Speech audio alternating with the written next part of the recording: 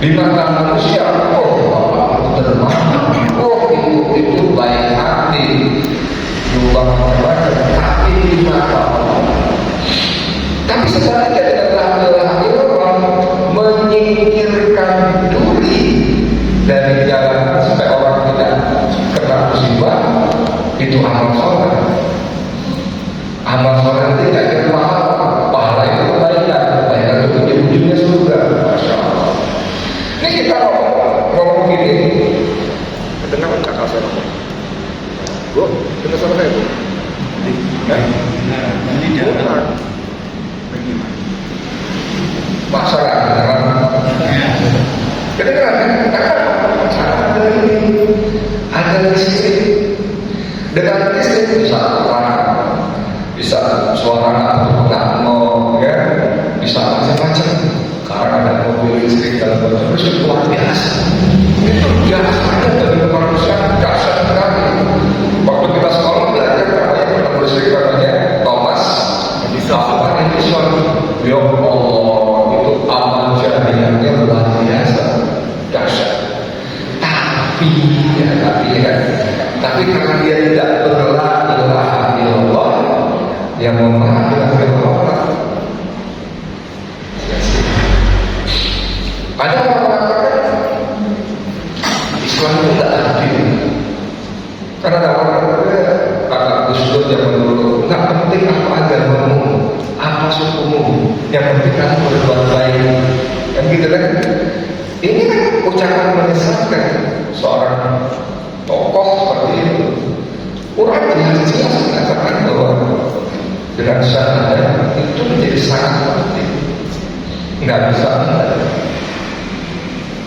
tanpa ini semua jadi sia-sia. Nah, karena begitu kita diajak bersyukur oleh MC, oleh penceramah, orang kita bersyukur atas banyak nikmat Allah melalui iman dan Islam, masya Allah.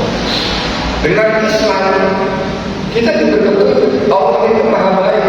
Allah menciptakan kita sebagai makhluknya yang luar biasa, yang sempurna.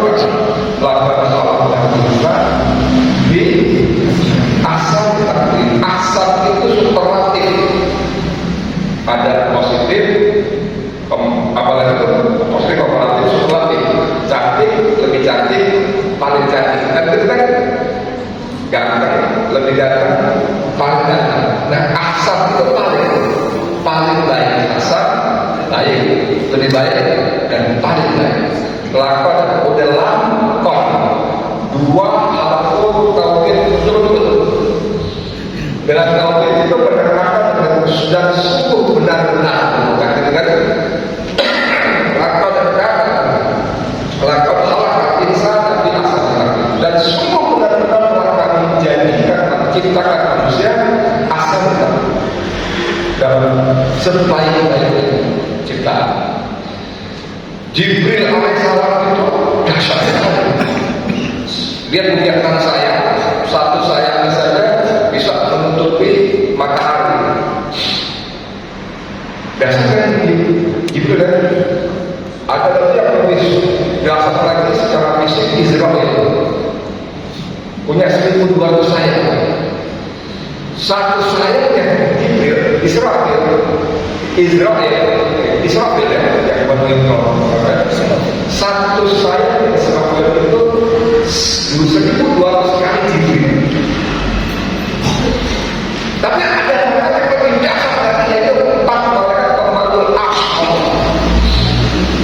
Itu nggak terkirakan jarak dari pundak ke telinga ya, itu 70 tahun burung dengan kecepatan burung terbang.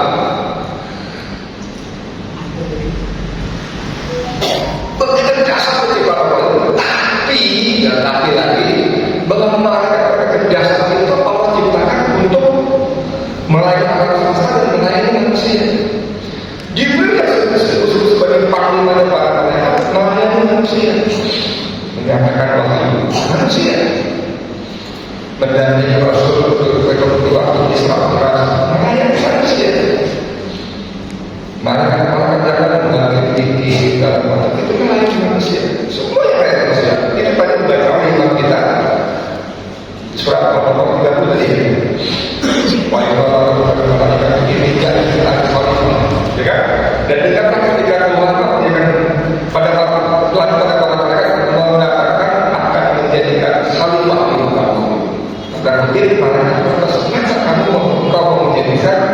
makhluk yang menumpahkan darah, padahal kami yang selalu mensucikan engkau, bertasbih, kan begitu kan? Jadi begitu Adam diciptakan kemudian dijadikan sebagai khalifah, maka derajatnya naik dan seluruh makhluk lain termasuk mereka tanda kutip melayani Adam. Makanya malaikat protes, bertanya. Yang kemudian ketika Adam diajari nama-nama seperti tes, coba katakan kata mereka kata malaikat katakan la ilaha illa makhluk tanya. Ya kami tidak tahu sampai pada kan. Oke, sekarang ada ceritakan lalu Allah mengatakan kan aku bilang aku menekan apa yang kami dan disitulah maka terjadi sebuah peristiwa yang sangat besar ketika para mereka tunduk sujud dan sebagai bukti penyesalannya atas anak itu pada malaikat ini mereka mengingkari Allah SWT yang kemudian oleh Allah dijadikan salah satu bentuk ibadah haji kita. Jadi kembali ke soalnya manusia dahsyat. Nah, kedahsyatan manusia itu dilengkapi dengan kedahsyatan tunjuk yang namanya Islam. Itu Islam menjadi petunjuk. Jadi Allah sangat sayang kepada manusia, diciptakan manusia dengan tangannya sendiri, dijadikan sebagai khalifah. Semua makhluk sujud melayani manusia, bukan sujud beribadah, melayani manusia, termasuk malaikat. Dan untuk menjalankan kepada Allah berkata ini, waladhi arsala rasulah bil huda wa dinil haq. Biarlah Allah yang telah mengutus Tuhannya membawa kebenaran al-huda wa dinil haq dan agama yang benar. Untuk apa? Untuk apa kata Allah? Liyudhhiru ala dini kulli. Untuk mengatasi, mengungguli, mengalahkan ala dini kulli, semua agama yang lainnya. Lalu orang bilang jangan ngomong itu dong. Kalau ngomong itu orang agama lain tersinggung. Ya kan? Jangan itu dong, kita kan Pancasila. Kita kan didikan tunggal ika. Kalau ngomong Islam mengungguli, mengalahkan agama yang lain, nanti gimana orang nggak suka, marah, benci dan sebagainya. Kata Allah, walau kami meskipun orang kafir tidak suka, walau orang munafik pun musyrik dan sebagainya. Dan Islam dalam Al-Quran kita sudah sempurna, akal sudah sempurna. Nah, dengan iman dan saat itu kita betul-betul Allah selamatkan. Jadi tolong kita jaga baik-baik iman Islam kita. Laporkan juga salam semoga Allah kepada Muhammad SAW beserta keluarga sahabat dan pengikutnya yang setia dan sejahtera. Amin dan doa. Bapak Ibu yang saya hormati, kalau Islam Allah tentukan sebagai agama yang sempurna, kira-kira Islam atur apa aja? Ngajarin kita baca doa mau tidur ada, bangun tidur ada, ngajarin kita baca doa mau makan ada, masuk keluar masjid ada, bahkan masuk keluar kamar mandi ada, bahkan dikasih tahu kalau masuk masjid kaki kanan dulu, keluar masjid kaki kiri dulu ada. Ke kamar mandi masuk kaki kiri dulu, keluar kaki kanan dulu ada. Tolong kasih tahu saya agama mana yang ngajarin seperti itu. Mungkin agama lain yang doa makan ya, doa dulu ya. Tapi kalau sampai seperti tadi, boleh kalau kita baca hadis-hadis pakai baju ngaca, wajib diajarin. Bukan dibikin ribet, bukan itu untuk mengingatkan kita semua bahwa apapun yang kita lakukan pada hakikatnya adalah atas izin dan karunia Allah. Kita sampai sini, itu udah karunia Allah. Berapa banyak di antara kita yang tidak bisa bangun tidur. Innalillahi wa inna ilaihi raji'un. Telah meninggal Bapak Ablan yang tanggal 30 hari Sabtu tanggal 24 November. Itu bukan Januari. Semalam kita habis di Sako di masjid sebelum berjaga-jaga jam 8 kita bulan. Ayo, ada cerita begitu? Iya. Nggak salah benar ya, kalau ukur ada yang nggak bisa duduk. Pinggangnya sakit, punggungnya sakit, tulang belakangnya bermasalah. Ada yang pakai satu nggak bisa turun, begitu turun jatuh kakinya, nunggu supaya sepertinya. Ada yang bisa sampai jalan kaki di kamar mandi jebret jatuh. Itu kan semua karena orang tidak sampai sini. Kalau kita apa sih tragedi, cerita kurai gitu ya, sedikit gitu kita mau sama Allah. Nah, yang saya mau bilang Bapak Ibu saudara bersama, kalau Islam mengajarkan minum, kata Rasulullah kalau minum baca Bismillah, Bismillahirrahmanirrahim, minum tangan kanan, duduk, ini contoh ulang ya, duduk, sebelum kalau minumnya panas, jangan ditiup-tiup, nggak boleh. Kan gitu dia. Nah,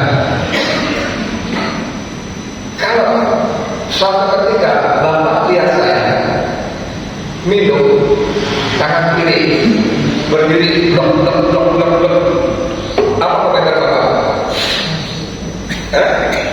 Asli pondok ngomong doang, ngajarin itu buktinya dia sendiri. Betul nggak? Betul. Paling ya kalau dulu sama saya kagum, cuma sama juga gitu kan. Kan gitu kan. Apalagi sampai tiba-tiba akhlaknya bagus gitu. Dia difitnah di masa dengan akhlaknya bagus. Misalnya kita ngomong gitu kan, tapi soal gitu kan. Udah nggak kemana-mana kesini lagi ya. Nah, kalau saya itu dengan tangan kiri berdiri, nggak baca Bismillah, ada yang bertiga, ada yang saya rugikan nggak? Ada yang menderita nggak?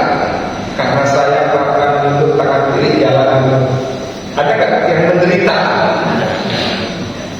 Yang rugi, yang sengsara karena saya minum tangan kiri nggak baca Bismillah. Ada nggak? Nggak. Paling orang yang masih ya bisa ngomong amalnya nggak sesuai dengan perbuatannya dan nggak sesuai dengan ucapan. Nah, Bapak saudara yang saya hormati, kalau untuk hal-hal pribadi saja Allah atur begitu detail, begitu rinci, yang walaupun kalau dilaksanakan tidak ada yang demikian, bagaimana mungkin Allah menumpahkan, mengatur bagaimana bermasyarakat dan bernegara? Karena setiap pelanggaran dalam kehidupan bermasyarakat akan berdampak pada orang lain. Setiap pelanggaran dalam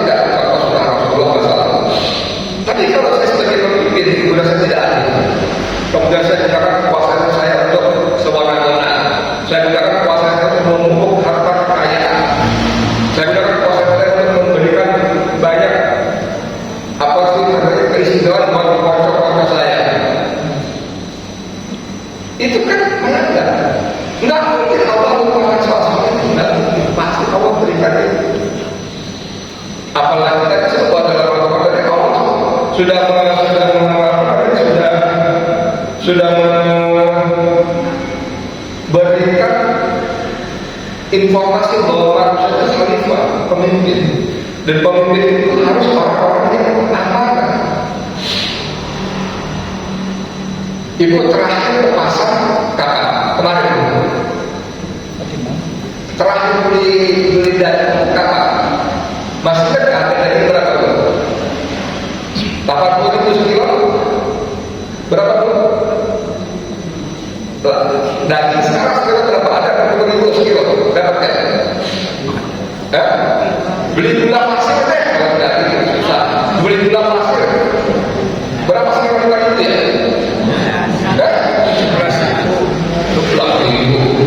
17. Oke deh, kalau itu seribu berapa deh? Bapak naik mau bensin, SPBU, bawa motor, bawa mobil, beli Pertalite 6.500 ya? Beli Pertalite 100.000 ya? Itu maksud saya. Itu maksud saya. Karena ibu bapak beli Pertalite, harganya yang menentukan bukan bocor, tukang ujungkan. Beli Pertalite seperti itu yang menentukan bukan Pak Bulan, bukan jiwa milik kamu, bukan.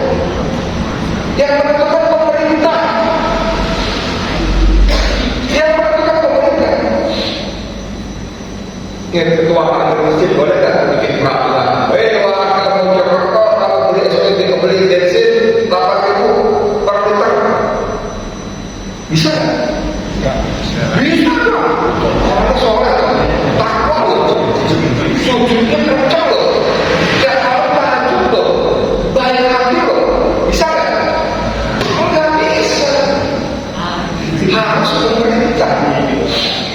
Nah, Bapak bisa bayangkan orang-orang yang duduk di pemerintahan tidak ngatur kuota haji tiba sendiri, dapat jatah 20.000, kuota harusnya dibagi pada orang yang tunggu belasan tahun, dimakan sendiri, dibagi-bagi itu haji roda segala macam yang dia setiap hari dapat 30 juta. Itu maksud saya. Karena itu ditentukan. Sebelum jadi menteri agama, hartanya 937 juta.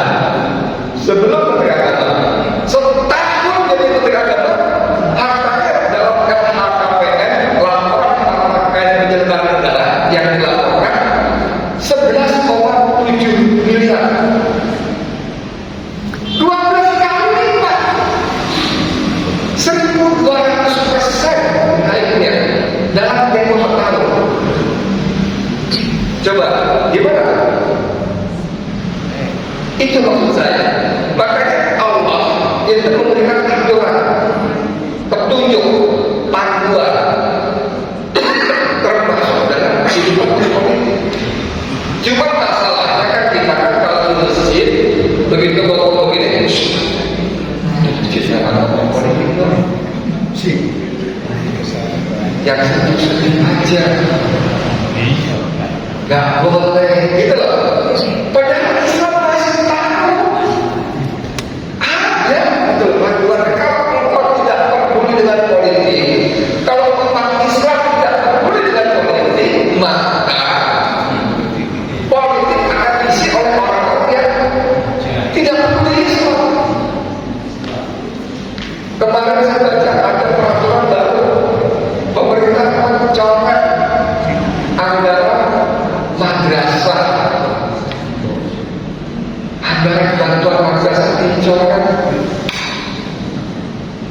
Di Bandung, Jawa Barat, gubernurnya mencoret anggaran pemeliharaan Masjid Agung di Bandung.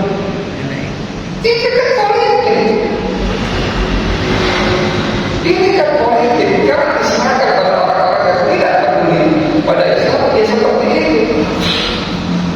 Tadi itu beli daging 120.000 per kilo. Bapak-bapak beli BBM 10.000, 12.000 per kilo. Beli gula 11.000. Itu harga Di Amerika BBM setara Jakarta kayaknya 17.000. Bagaimana Pak? Apa lebih murah dari sini? Lebih mahal ya? Betul? Di Amerika harga Jakarta setara Jakarta 17.000 per liter. Kita sini berapa? 12. Berapa sini? Mana lebih murah? Lebih murah. Lebih murah Indonesia? Lebih murah di Amerika. Karena kalau 17.000 pendapatan per kapita mereka 30.000 dolar. Mereka punya gaji pendapatannya itu setara minimal 80 juta per bulan. Kita bayarkan 12.000 pendapatan 5 juta kos-kosan. Gitu maksud saya. Nah, oleh pemerintah kita dibodohi terus. Harga kita lebih murah daripada Jepang, harga kita lebih murah daripada Amerika. Iya Pak. Tapi mereka kaya raya, kita miskin. Harga Bapak sama-sama beli apa? Bensin aja ya, kalau kita 10.000, harga 10.000 per liter. Tapi uang Bapak, pendapatan Bapak 1 juta. Tetangga Bapak sebelah rumah sama-sama beli bensin 10.000, tapi pendapatan 150 juta. Asik nggak? Itu maksud saya. Nah ini bisa terjadi ketimpangan. Nih saya tadi sempat sambil belum nunggu komat, saya buka daftar perubahan harta kekayaan konglomerat kita, ya. Saya sebut ada namanya Boy Tokir. Tahu Boy Tokir? Namanya sudah Daniel Tokir. Panggilannya Boy Tokir. Dia adalah kakaknya Erick Thohir, Menteri BUMN. Nah kemarin tahun 2024 dan 2025 hartanya bertambah 7,5 miliar. Dan 2024 dan 2025 hartanya sampai 7,5 miliar. Ya? Angkatan Pak setahun sekarang angkatan berapa? Minus. Ngomong seret. 7,5 miliar. Tapi yang saya mau bilang 7,5 miliar itu 7,5 miliar dolar. Harganya tambah 7,5 miliar dalam setahun dolar. 7,5 miliar dalam dolar. Kali rupiahnya sekarang 17.000. Ada 349 triliun setahun tambahnya. Kalau berarti setiap hari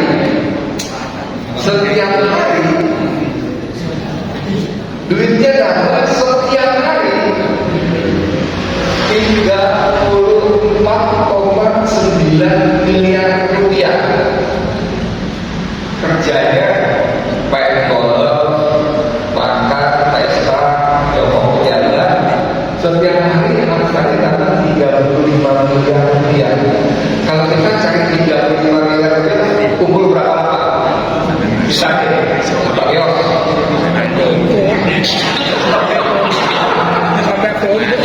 Nah, itu maksud saya.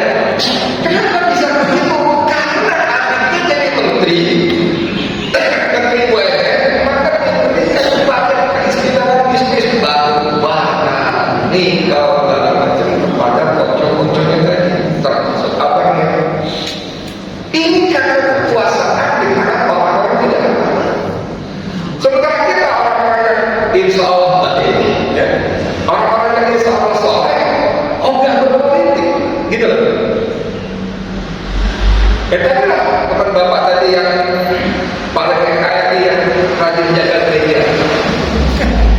Setahun naik 12 kali lipat, coba bayangin itu hartanya.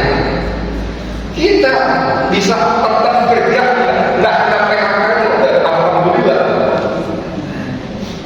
Temen gue kena PHK pengurangan kerja karyawan.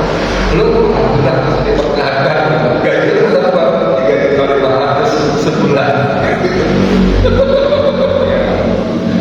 Ini 35 miliar sampai kontaknya berhentian.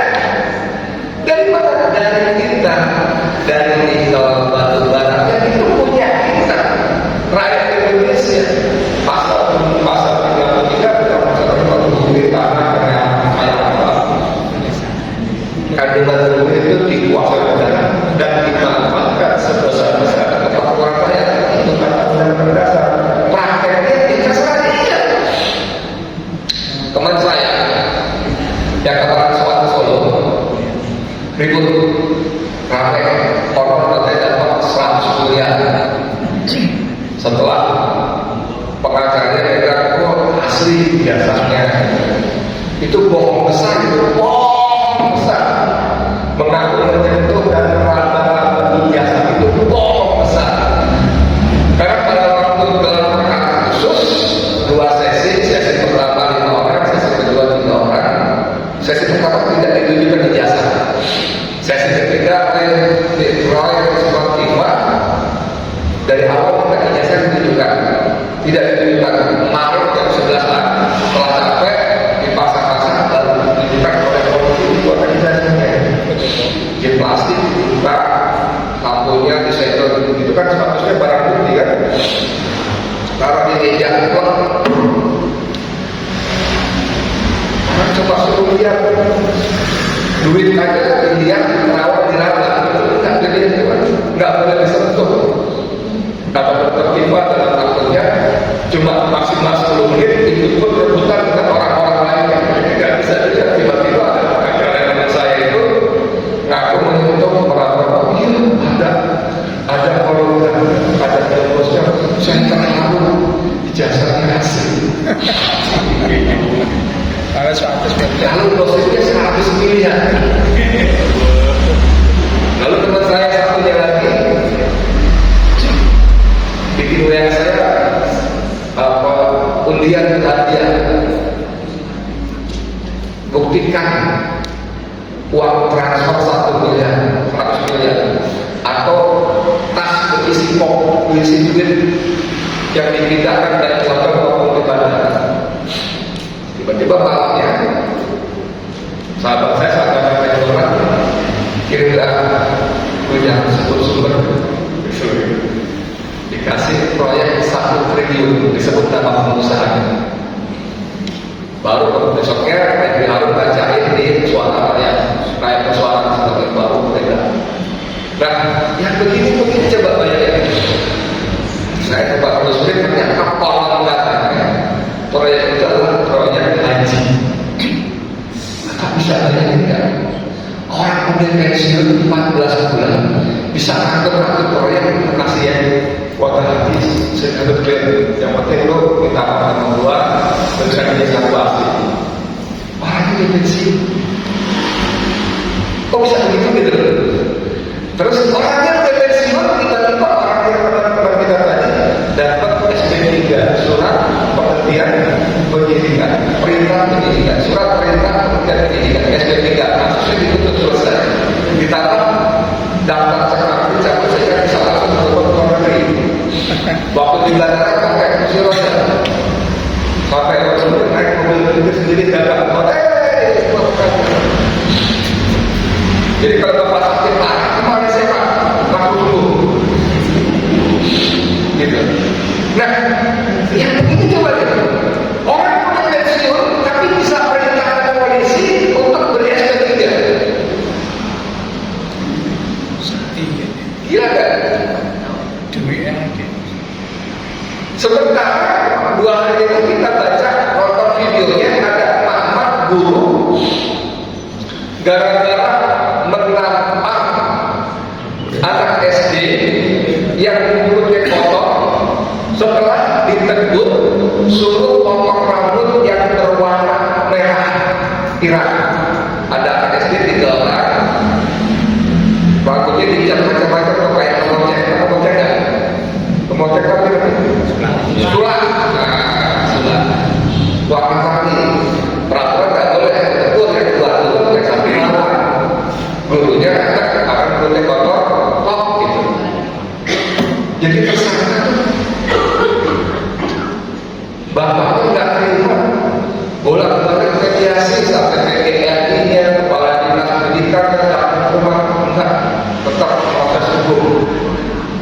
Jadi tersangka. Gila kan? Keadilan itu. Ini ada orang yang pensiun 14 bulan masih bisa masih catat status tersangkanya SP3. Cabut cekang oleh imigrasi, kok bisa dicabut oleh perintah orang ini? Nah ini maksud saya, bagaimana negara dikelola oleh orang-orang yang tidak amanah. Negara dikelola oleh orang-orang yang tidak menjadikan Islam sebagai panutan, sebagai apa lagi?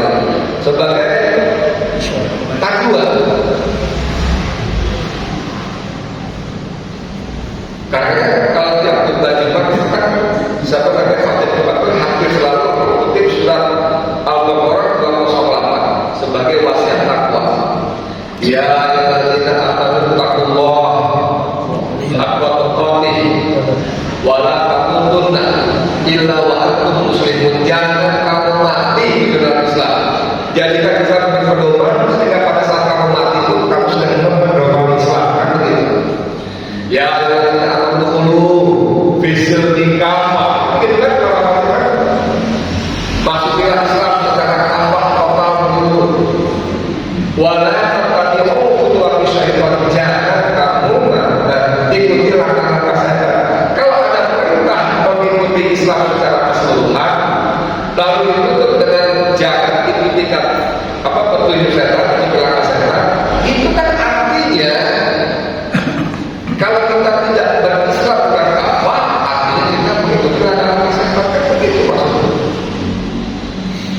Dalam Islam ini ada tujuh dosa, bukan cuma membunuh, bukan cuma berbohong, bukan cuma mencuri. Membunuh, berbohong, mencuri itu dosa karena mengikuti langkah-langkah setan. Tapi dalam Islam Al-Baqarah 208 tidak menjalankan Islam secara kafah, juga mengikuti langkah-langkah setan. Artinya berdosa juga. Sholatnya rajin, pergi haji tiap tahun, tiap bulan umroh. Tapi kata Allah, kamu mengikuti langkah-langkah setan. Kok itu ya Allah? Ya, kamu tidak menjalankan Islam secara kafah. Jadi ketua masjid atau dia melakukan masjid panggil di dalam ini coret, ini nggak boleh, tapi nggak boleh, ini jangan apa kaum politik nggak usah. Kan begitu. Saya juga kasih semacam briefing pada teman-teman kembali. Saya bilang kalau kita berapal dan nahi munkar, yang menghalangi kita itu bukan cuma penguasa yang zalim, oh gaya serem banget, tapi menghalangi kita adalah pengurus masjid yang mencoba jadwal kita. Ini Ustaz A, Pak ngomongnya keras, nggak usah bukan tempat dan tidak ngomongnya, nggak usah bukan ceramah Ramadan.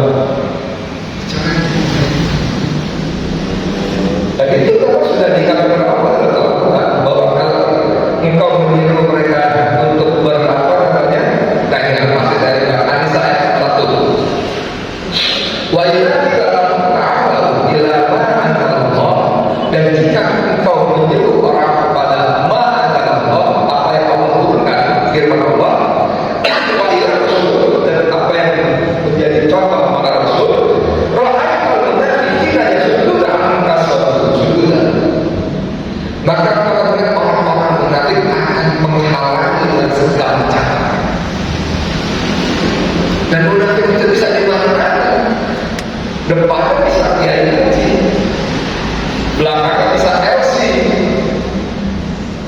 Tapi begitu kata Allah, jika engkau menyeru umat kepada apa yang Allah turunkan kepada apa yang Allah turunkan kepada Rasulnya, ya kan? Rohan kalau munafik akan lihat orang-orang munafik ya sudah akan mencegah dengan segala hal. Kalau dia tidak kuasa sebagai pengurus masjid, dia kira kamu begitu.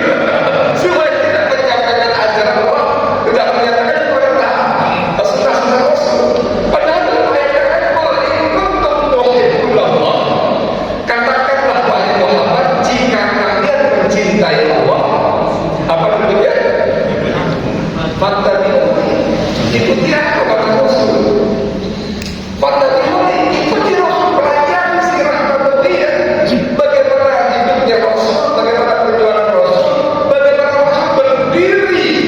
di hadapan para pembesar dengan surat-suratnya mengajak berdakwah.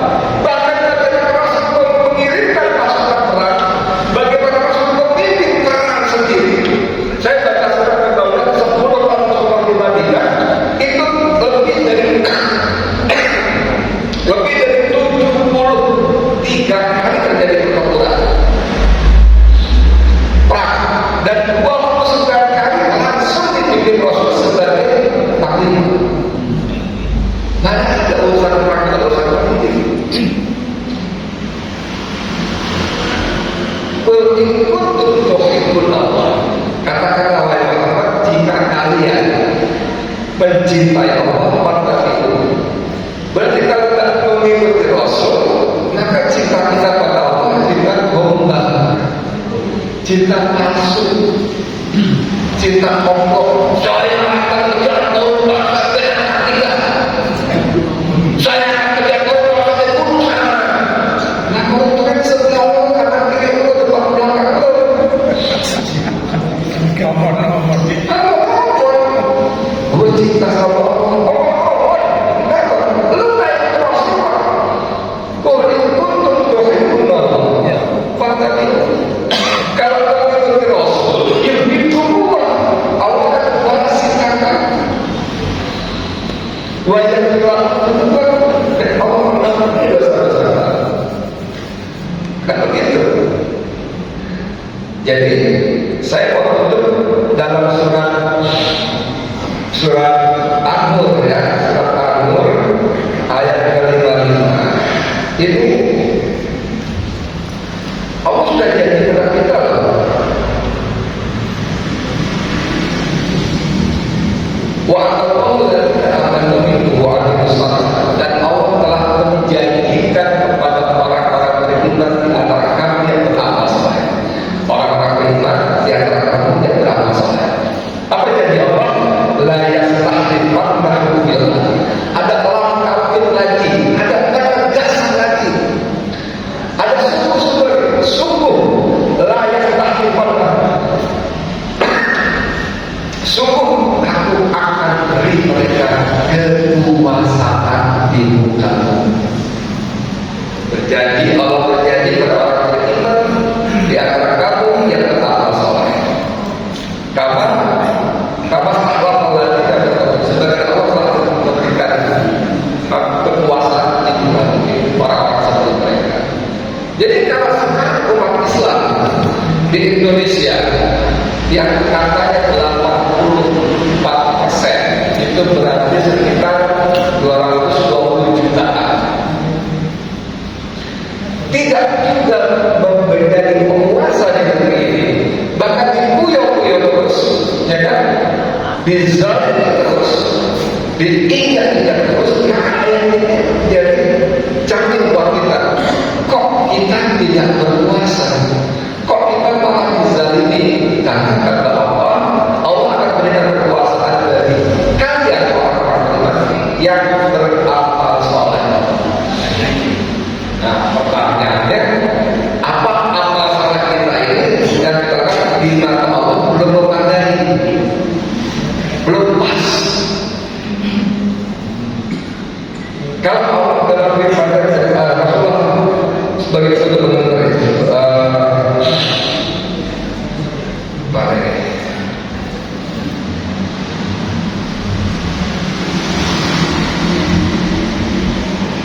hal saat itu anda mulai ya asma'un. Nah ini dia. Ini hadis asma'un kenapa oleh kalian hal saat itu anda saya berbuat yang umar. Apakah kalian tahu bahwa setelah aku akan datang umar para penguasa? Bahwa barang siapa masuk mengalami masa itu, pasal aku dikatakan dan membenarkan kebohongan penguasa,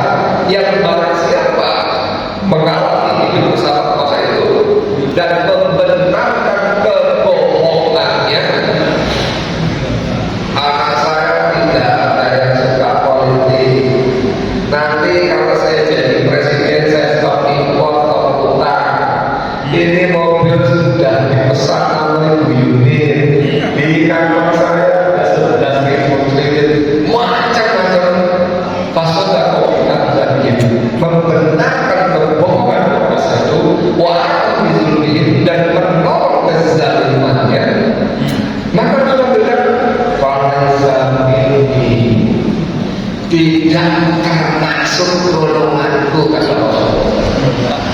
Walastu minhu, dan aku tidak termasuk golongan orang-orang ini. Kalau Rasulullah bilang kita bukan masuk golongan, kita jadi golongan siapa?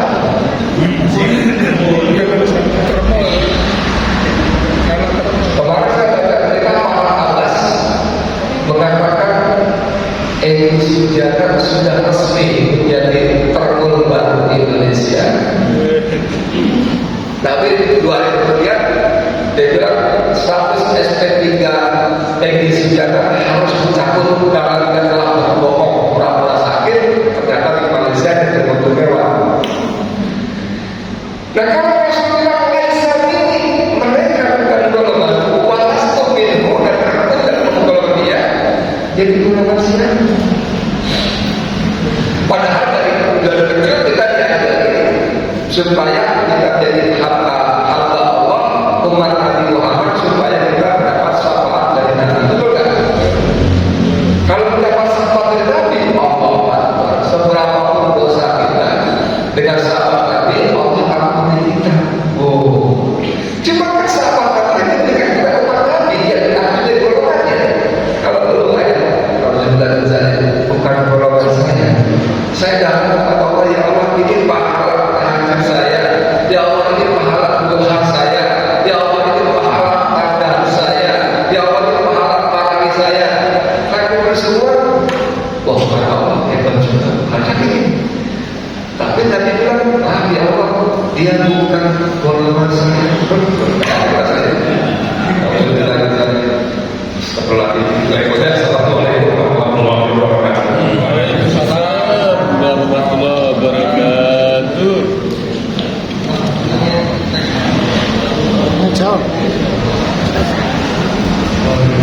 Terima kasih Ustaz.